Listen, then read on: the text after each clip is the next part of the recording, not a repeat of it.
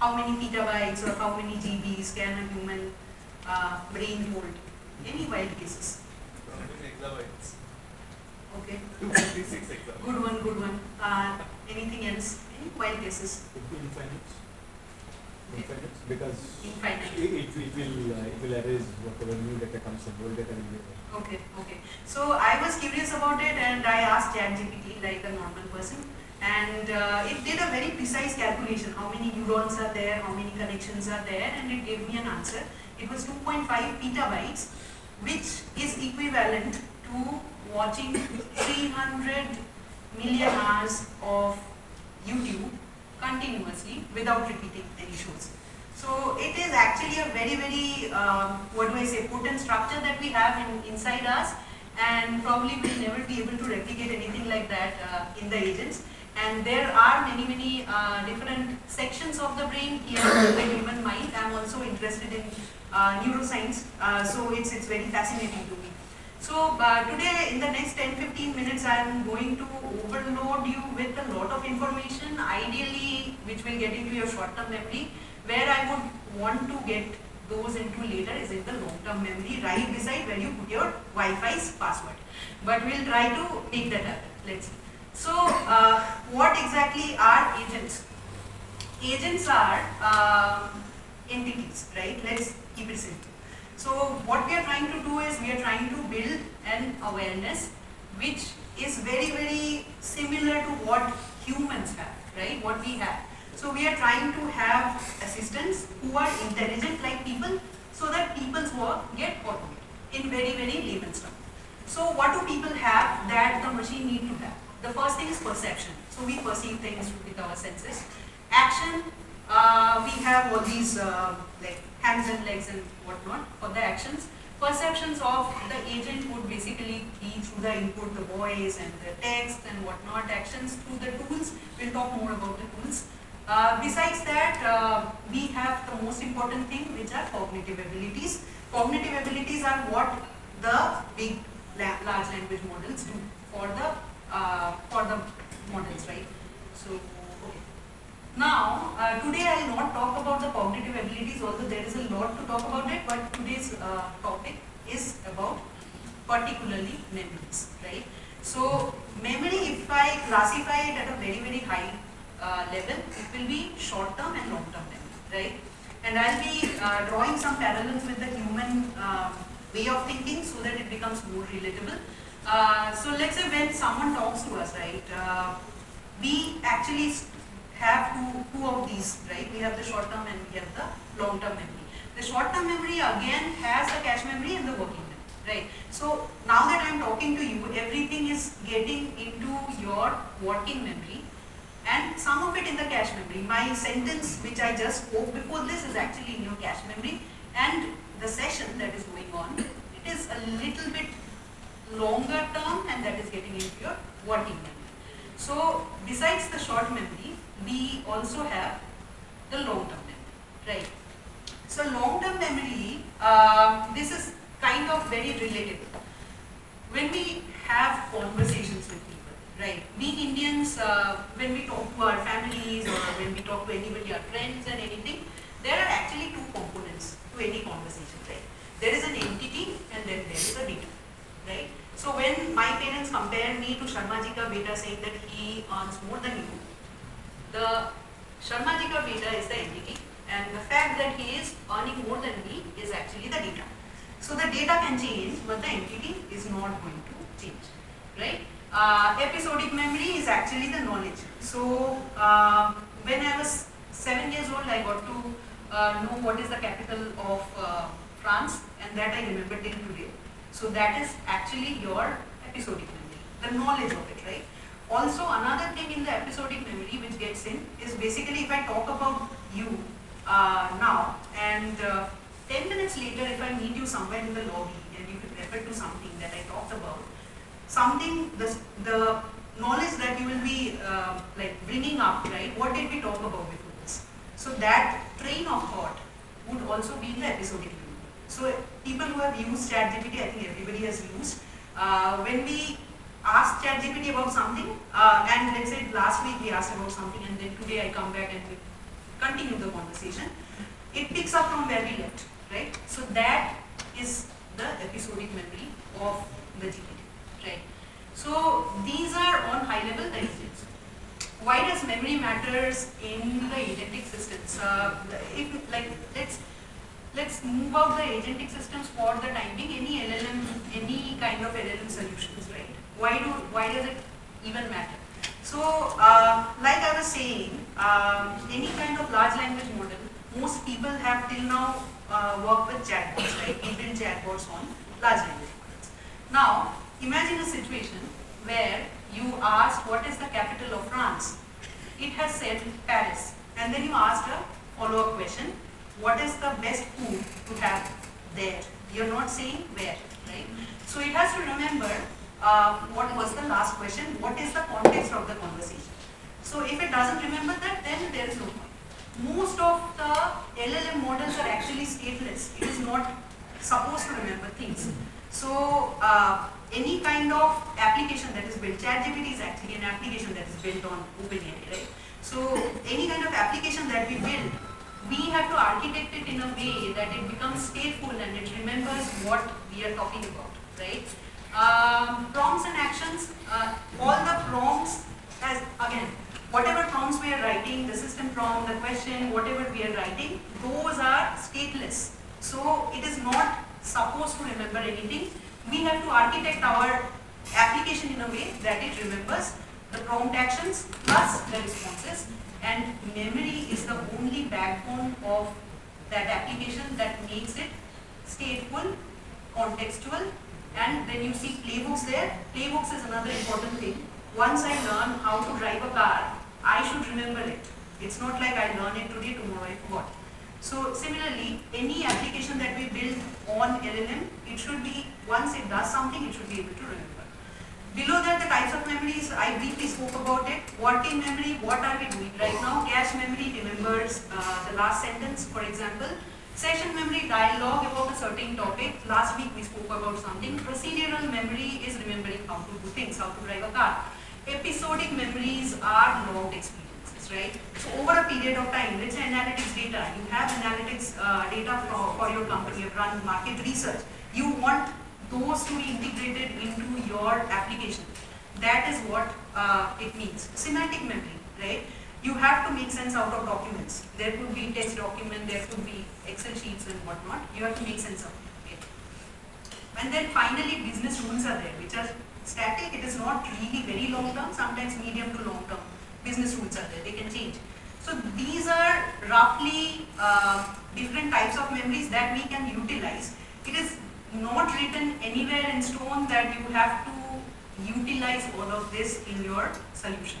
The application, when we are building the application, it depends on us what exactly we are trying to build, how much memory, how much what out of these components we are going to take up. Right? Yeah, sure. So, who is responsible to define all these memories?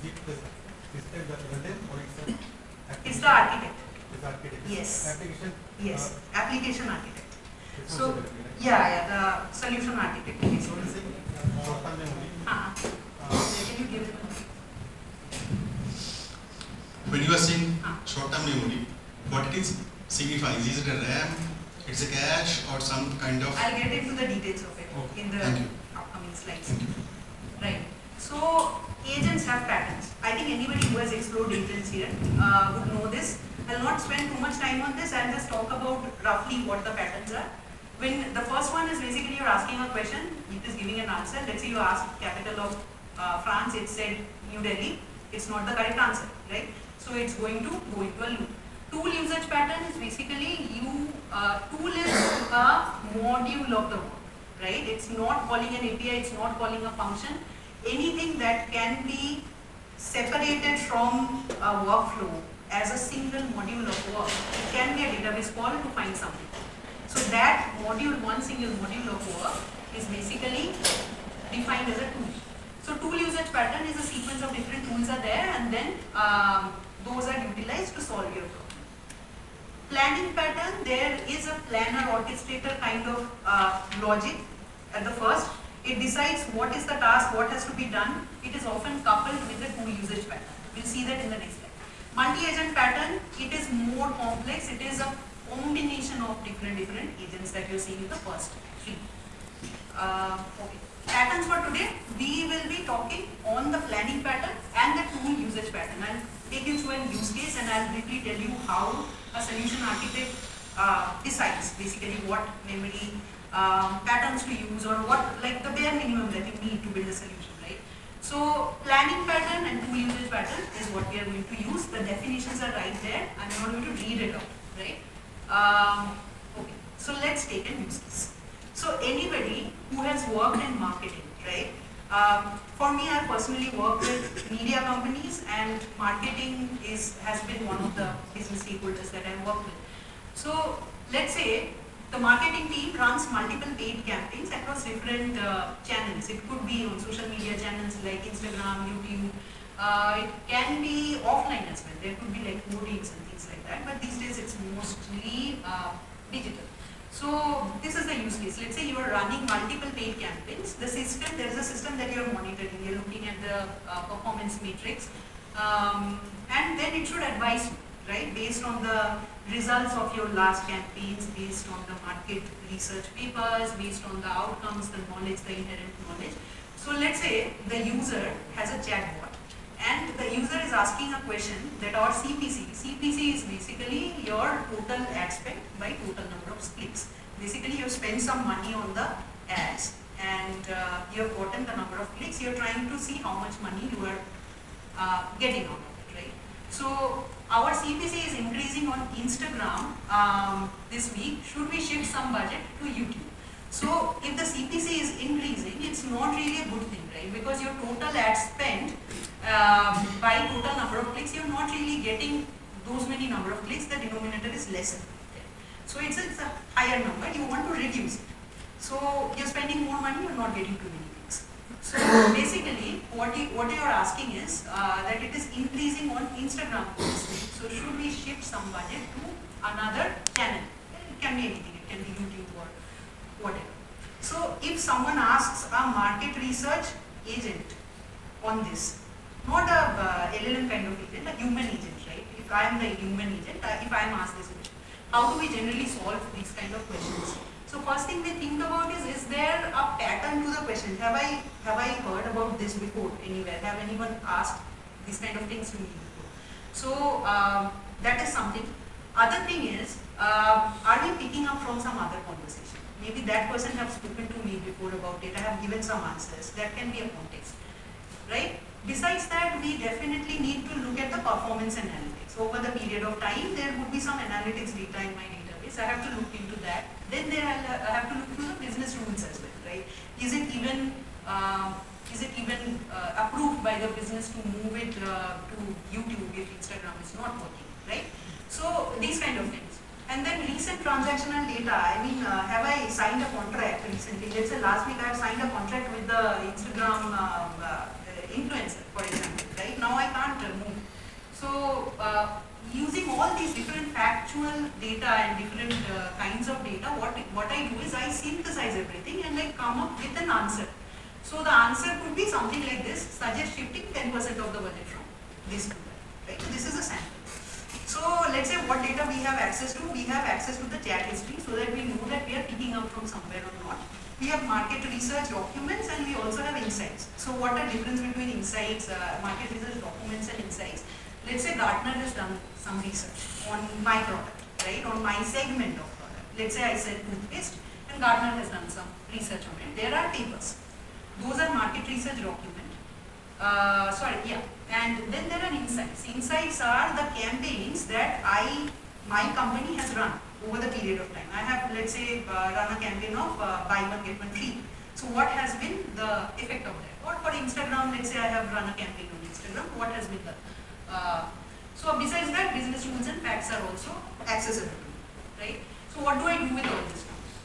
Now coming back to your question that what kind of memory to use. So the things that we should keep in mind when we are designing as an architect is basically there can be a few things. The first thing is the L of the low is wiped out, but it is the speed. So this is the the line between there is the speed and the long-term persistence, and there that side, as you go that side, it is low latency, and as you go this side, it is low cost, right? This long-term persistent will cost you less. So you have to decide, and my tech stack is Google, so mostly all the services that you see here will be GCP tech stack, but you can very well translate into Azure or AWS. You'll have like parallels. So here, the lowest cost and longest persistence is your BigQuery. BigQuery is an analytical warehouse, right? So all the campaigns that my company or I have run before, the results of those are stored in structural database table, which are write optimized, they are not read optimized. So what will happen is if you plug that in directly, it will increase latency of your application. A chatbot behind which the BigQuery is running, it will increase your latency compared to a chatbot behind which, let's say, PostgreSQL is running, because it is read optimized, right? So you have BigQuery option, you have SQL option, you have NoSQL option, which is Firestore, and then you have Redis, which is your cache memory, right? So what do we store where? That is a decision that the architect have to take now, right? So session or episodic memory, right? Session or episodic memory is basically the chat history. You have to remember the context. That can be stored in the Firestore, right? Firestore, why I am saying? Because it is a non-SQL database, and it can be a key value pair of the chat history, basically the session ID, it could be, or the user ID, session ID, combination kind of thing, along with the chat history, right? Besides that, because it is low latency as well, flexible schema, cost effective, so these things you have to always keep in mind. I think everybody here, there are very, very experienced people in the architects in the crowd, so you'll relate to this. So Scratch module, the working memory, I mean, what exactly are we talking about right now? That has to be stored in the Redis, right? So that the last sentence of the chat, you don't have to get it from somewhere very slowly. Log module, analytics, BigQuery, here it can be used, but it is not suggested to directly plug it into your application. It is probably better to get it into a SQL and then, get it to the front end. Semantic module, in GCP we have vector databases. So PG Vector is the preferred vector database. There are ChromaDB, Pinecone, these kind of vector databases as well. Discovery Engine is one of the services that GCP provides. Similar services are there in Azure and AWS, you can think of. This is basically reading and understanding documents, market research PDFs, 100-page PDFs. We're trying to get the crux out of it. So coordinator module, right? This is something very important, and we'll see in the next slide why. Let me quickly go here, right? So this is a proposed architecture. It's not set in stone, right? So what really happens, I told this is a combination of the planner module and your 2 slides back, right? Here, planning pattern and tool usage pattern. So here, what we are doing is we are using the planning pattern here, which has procedural memory, right? The planning pattern, what it does, it will take up the question, it will try to make sense out of it. It will try to orchestrate what is needed out of it and in what order is it needed. It will create a plan. Generally, if I talk in the terms of coding, what we do is we give it a prompt and then we give it an example in what format we need the plan. The plan format is mostly in JSON. It could also be a XML schema that we give. So it will give you a plan that, okay, step 1, call this, step 2, call this, like that. So what it does is it orchestrates the module in what order it will do, and it also tells you what format the output should be. So output, sometimes the LLM will start telling you stories, right? A very, very long story. It should not be, it's not expected. So what we do is we always bind it into the output format. The output format of it is most often in JSON format again, right? So here, for this use case, right? The example of this is the planner module. The first thing, as I said, what we do is, are we picking up from an older conversation that is going to come from your session memory. And if you see here, there is a Scratch module. This thing is like a whiteboard. So whatever the session module understands, yes, we are picking up from the from an older conversation, and it has the relevant chat history. It has given it to this. This is the whiteboard. It has written it here. This communicates with the long-term memory, which is a log memory. how has the campaigns in the conversation scope performed in the past, right? How have Instagram campaigns performed in the past? These are my analytics reports, insights. Comes back to here, right side. Semantic memory, are there any relevant information in reports and documents? Gartner, Deloitte documents, 100-page PDFs, is it there? Comes back. Writes here, long-term memory log module, which campaigns in the recent campaigns and how they are currently performing, right? It's a very, like, very recently what has happened. That is also needed, along with the long-term what has happened. So everything is there here. It's in your Scratch module. And finally, the Scratch module will give it back to the Planner module. What the Planner module will do is, it will synthesize the answer, utilizing everything that it knows till now, and it will create a JSON format of that, right? So this is what it is. I know it's a lot to take, but I'll quickly complete this so that it's on time, and then we'll have some Q&A time. So, Yeah. so we need to define all this flow. Yes. So these are essentially, one second. These are essentially your modules. You are writing let's say you're writing a fast API code, right? So what you will do is you will write different services for it, and let's say your chat is an endpoint. Your endpoint chat will basically be your Planner module, right? And from there the orchestrator kicks in, and after that it has the sequence of different services that it will call, and then finally it will come back to your chat module's code with the synthesized answer, and that is what goes into your front end, right? I'll take more questions, but before that, let's see the overall architecture. So this is very bare minimum, but I know a lot can be done around it, and people who are like more experienced would also add on to this. So let's say the user talks to the front end there. What happens is there is we always put a proxy there in between the actual Cloud Run endpoint. Cloud Run is where you host your APIs, right? The web framework. Let's say Fast API you have written, you host it in Cloud Run. It's a managed service by GCP. So authentications are handled by the APG. After that, you get into the Cloud Run. Cloud Run has the Fast API or Flask, whatever endpoints you have. Like I was saying, the Planner modules /chat is the URL, for example. Gets in. Then this is the whole thing that I showed you before. Memory layer is parallel to this. Basically, the Scratch module and all the other modules have access to this.